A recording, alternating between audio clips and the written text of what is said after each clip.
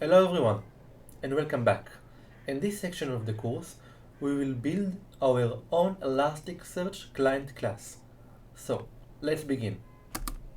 The purpose of this exercise is to design Python Elasticsearch client class that can be used to interact with the Elasticsearch cluster. So, until now we only build functions. Now, let's put it all together and we build our own class. The client class should provide us methods for common Elasticsearch operations, such as creating an index, indexing data, searching data, updating, and deleting. In this presentation, we will cover the steps involved in designing and implementing a Python Elasticsearch client class. First of all, we need to define the class. The first step is to designing the Elasticsearch client class is to define the class. The class should have a constructor method that takes in Elasticsearch server URL, username, and passwords as parameters. So we need to transfer these parameters in order to build the class.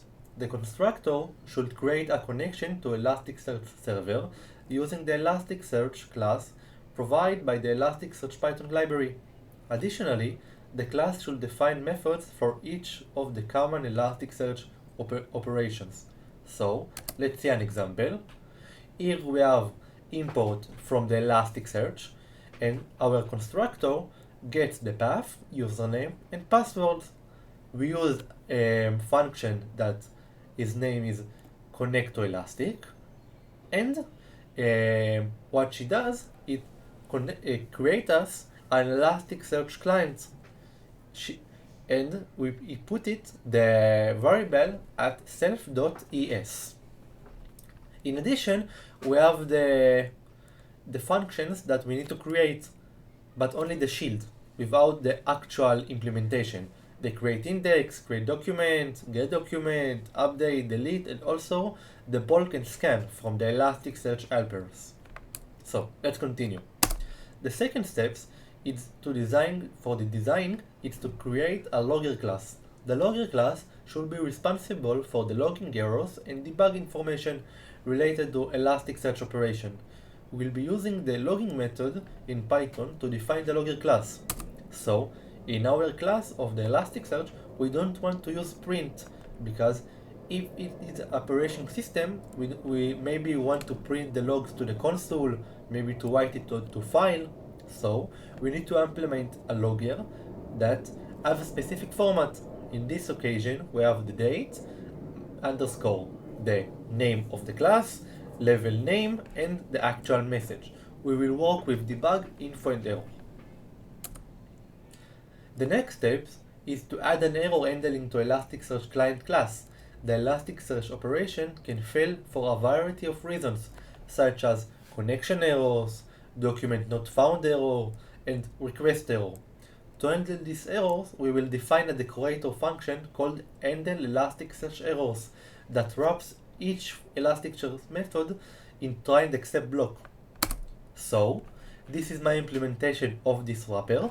I have a handle Elasticsearch errors, and it handles the following errors: not found error, maybe the index or document could not be found, the request error, maybe we use an invalid request, connection error, if we pass wrong arguments, such as the port of our localhost of Elasticsearch, and a general exception. So, in the example below, we can see the connect to Elasticsearch, and I use the decorator and the Elasticsearch errors. So, what it does, it wraps our function with try and except, and try the function. If the function didn't work, we get an exception. In this occasion, we will get the connection error. Let's continue. The next step it's to implement the Elasticsearch operation. Now that we have defined the Elasticsearch client class and added an error handling, we can implement the Elasticsearch operation. We will define methods for creating an index, indexing data, searching data, updating data, and deleting data, also bulk and indexing data. Let's see an example. This is very short example. In the next lecture, we will build our own Elasticsearch class. We can see that I implement the create index and index document, and we also use the logs. As you can see, I have logs.info for the connection to Elastic, and I also implement the decorator of the handle Elasticsearch error. So now that we implemented the Elasticsearch client class, we can use it to interact with the Elastic cluster. To use the Elasticsearch client, simply create an instance of this class and pass it to Elasticsearch server. We can see now that I implemented the main. As we can see, I transfer the password and the username, index name, and the main got the Elasticsearch instance. I import the Elasticsearch client. This is this class. I pass the path, username, and password. And as you can see, I created an index document, get document, and update document. So, to conclusion, in this presentation, we have covered the steps involved in designing and implementing Python Elasticsearch client class. This Elasticsearch class Python provides us a convenient way to interact with the Elasticsearch cluster from Python. So, next lecture, we will build the Elasticsearch client class and the logger step by step. So, thank you very much, and I see you at the next lecture. Bye bye.